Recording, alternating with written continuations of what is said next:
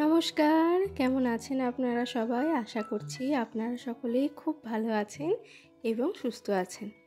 একটু আড্ডার আরও একটি নতুন ব্লগে আপনাদের জানাই অনেক অনেক স্বাগত। আজকের বৃষ্টি ভেজা সকালে শুভেচ্ছা রইল সকলের জন্য। কাল রাত্রে প্রচণ্ড বৃষ্টি হয়েছে জানেন তো, আর ঝড়ও হয়েছে বেশ ভালো রকমই। তাই দেখুন গাছের ডালটাও ভেঙে পড়ে গেছে। আর সকালে এত সুন্দর মিষ্টি রোদ্দুর উঠেছিল, আর গাছের ফুল পাতা সবই ভেজা ভেজা, আর এত ভালো দেখতে লাগছিল যে কি বলবো। কিন্তু দুঃখের বিষয় একটাই, আজকে না একদমই বেশি ফুল ফোটেনি। তাই মা ওদিকে ফুল তুলতে চলে গেছে, আর আমি সকালের বাসি জামা কাপড় কেচে ছাদে মিলতে চলে এসেছি। মায়ের জামা কাপড়গুলো মা আগেই মিলে রেখে দিয়ে গেছে, কারণ আমার তো ঘুম থেকে উঠতে দেরি হয়েছে, আর মা অনেক সকালে উঠে জামা কাপড় মিলে দিয়ে চলে গেছে। আমি এলাম এখন আমার জামা কাপড়গুলো নিয়ে। আর ছাদ থেকে চারিদিকটা দেখতে এত ভালো লাগছিল, তাই ছাদে বেশ কিছুক্ষণ সময়টা কাটিয়ে নিলাম। আজকে আর বেশিক্ষণ থাকা যাবে না ছাদে, কারণ আজকে না সকালে স্কুল, তো আজই সমস্ত স্কুলে ছুটি পড়ে যাচ্ছে, তো তার জন্য আজকে সকালে স্কুল হবে। আর গত রাতে যে ওই কাবলি ছোলার ঘুগনিটা করেছিলাম, তার জন্য কয়েকটা ছোলা রেখেও দিয়েছিলাম। এই যে আজকে মাটিটা ভিজে আছে বেশ, ওই কালকে বৃষ্টির জন্য মাটিটা ভিজেই আছে, এই মাটিতে পুঁতে দিলাম।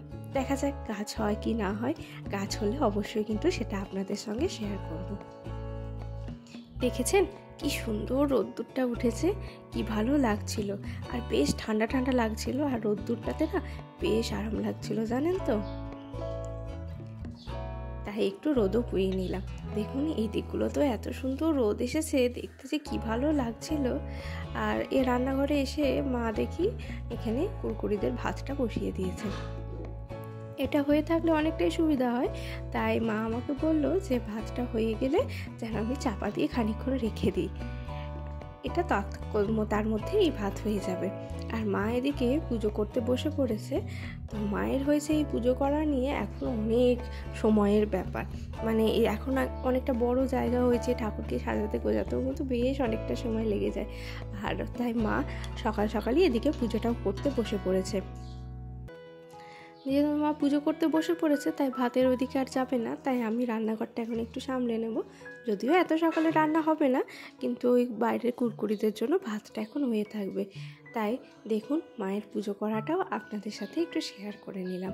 আর ওই যে বললাম আজকে সকালে স্কুল, আর কালকে রাতে তো ভালোই ঝড় বৃষ্টি হয়েছে, তাই গাড়িতে না প্রচুর ধুলো জমে গেছে। আর কি দেখুন বাপি এদিকে গাড়ি মুছে দিচ্ছে। আসলে এই কাজটা আমাকে কখনোই করতে হয় না।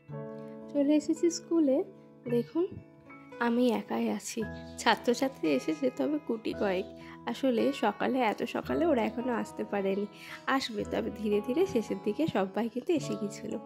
আর আজকে যেহেতু স্কুলের শেষ দিন, মানে গরমের ছুটির শেষ দিন, ছুটি পড়ার আগে, সেই জন্য আজকে তরমুজ খাওয়ানো হবে।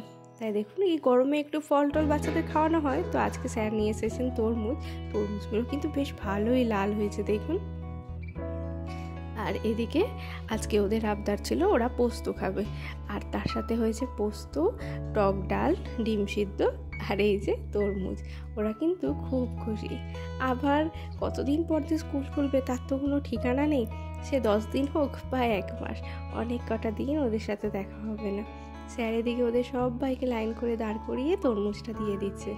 দেখুন দেখে না বেশ মন খারাপ লাগছে জানেন, কতগুলো দিন যেন আবার এই সময়টাতে স্কুলে আসতে পারবো না, বড্ড ফাঁকা ফাঁকা লাগবে। যাই হোক, ওদেরকেও যেমন আমি এই গরমের জন্য সামার প্রজেক্ট দিয়ে দিয়েছি, তার সাথে কিন্তু নিজেকেও একটা সামার প্রজেক্ট দিয়ে দিয়েছি। কি সেটা দেখতে পাবেন একটু পরে। যাই হোক, গরমের ছুটির পরে এসে দেখবো বিল্ডিংটা কিন্তু একদম কমপ্লিট হয়ে গেছে, এটাই মনের একটা আশা। এই যে দেখেছেন আমার সামার প্রজেক্ট কি, এতগুলো খাতা আছে, এগুলোই সামারেই কমপ্লিট করে ফেলবো।